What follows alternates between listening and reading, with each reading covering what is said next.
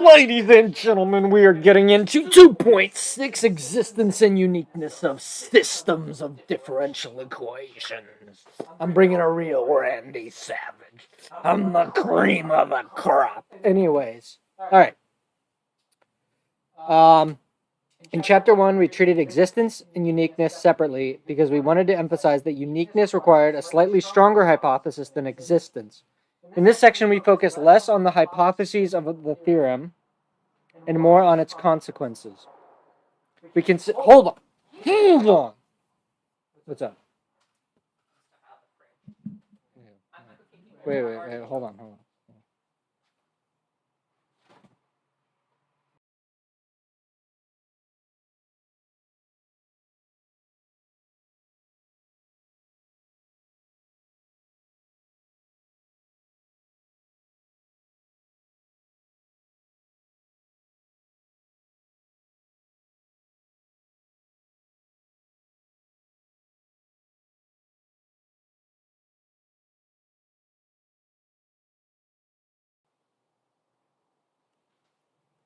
All right.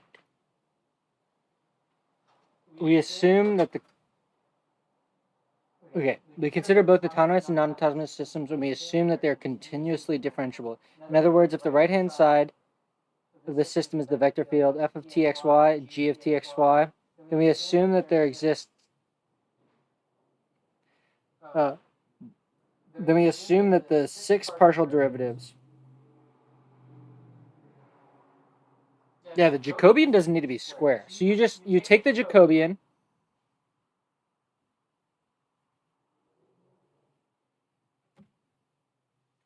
Then we assume that the 6 partial derivatives exist and vary continuously over some open subset of the xy plane. Under these assumptions, we have both existence and uniqueness of solutions. Let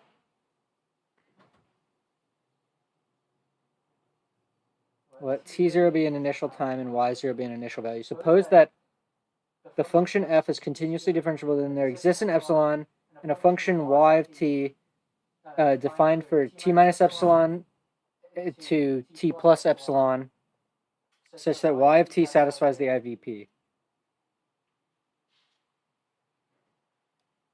Okay, and then what you do is you patch it. So you just keep going, and then that allows you to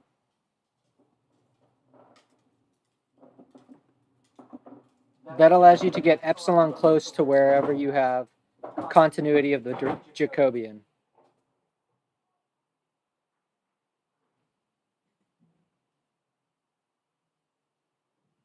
And the continuity of the Jacobian gives you unique solution uniqueness too.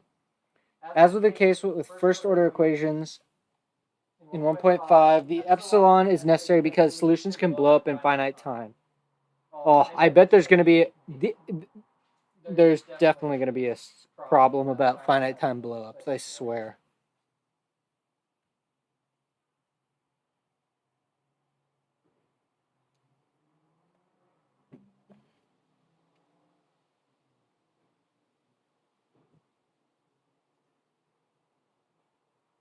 It is crazy that I don't know, for some reason it just seems wrong that this should blow up in finite time. It really doesn't make any sense. All right. Consequences of uniqueness for autonomous systems. The existence half of the theorem is mostly just reassuring. If we are studying a certain system, then it is nice to know that what we are studying exists. The uniqueness part of the theorem is useful in a much more practical way. Roughly speaking, the uniqueness theorem says that two solutions cannot start at the same place at the same time. For autonomous systems, the vector field does not vary with time, and we have two related and very useful concepts. First, the solution curve for a single solution cannot loop back and intersect itself unless the solution is periodic and the solution curve is a simple closed curve. We see that non-autonomous systems do not have this property. Oh yeah, this is a very undesirable property because then the phase portrait just makes no sense. Hey Google, set an alarm for 6:28.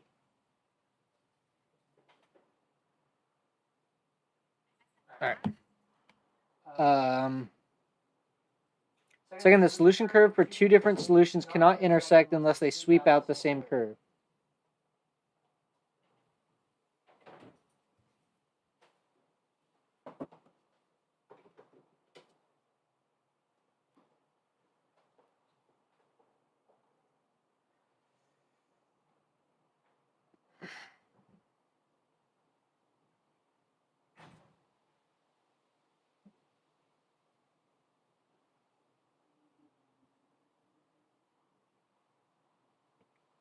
Hence, the two solution curves intersect and they must agree.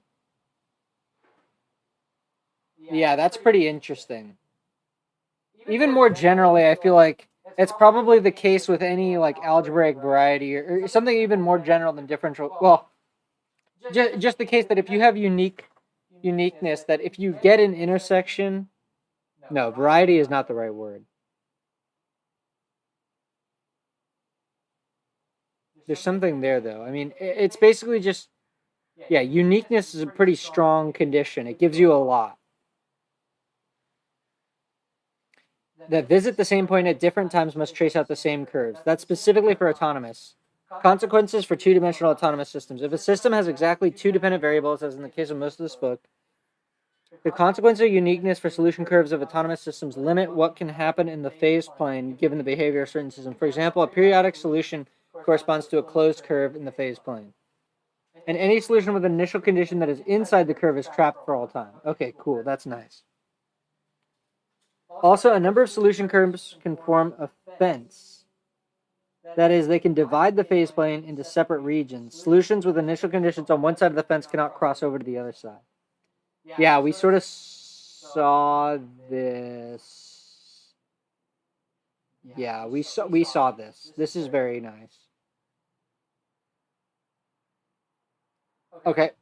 Formal verification of the consequences for autonomous systems. To verify our assertions about the consequences of uniqueness for systems, we suppose that two solution curves intersect at the point y0 in the phase plane. In other words, y1 of t1 is equal to y0 is equal to y2 of t2. Then we consider the function y3 is equal to y1 of t minus t2 minus t1. Both y1 and y3 sweep out the same solution curve because y3 is a times translate of y1. On the other hand,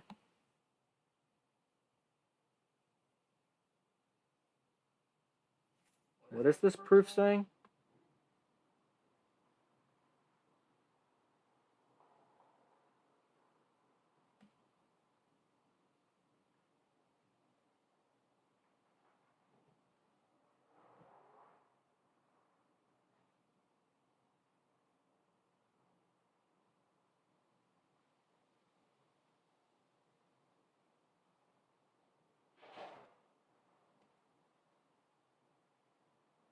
Hence, y3 of t is a solution. Moreover, y3 of t2 equal to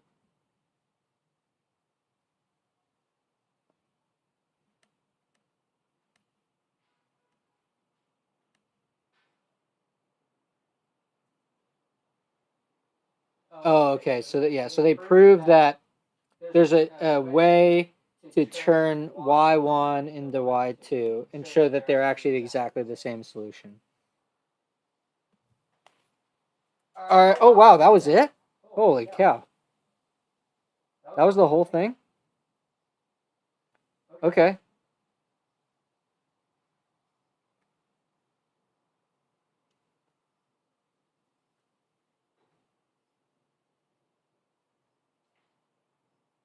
Show that the x-axis consists of three solution curves.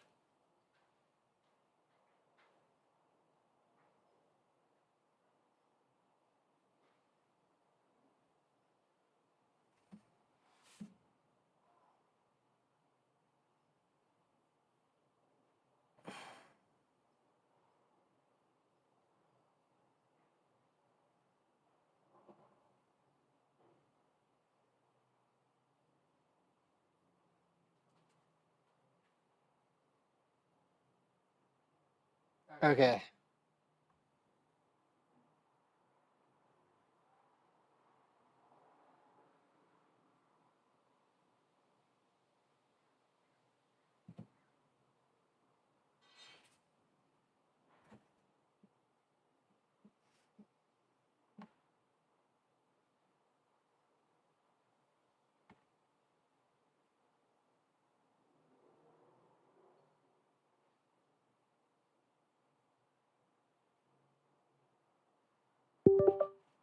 Oh no, my camera did it again?